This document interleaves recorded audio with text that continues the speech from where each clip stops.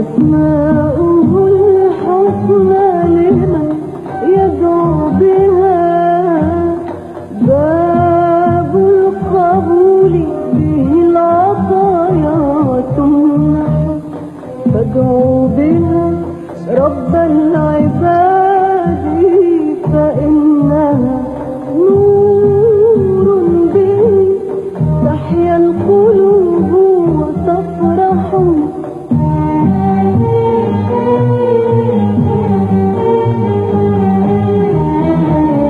ولتبدأوا بالحمد عند دعائكم،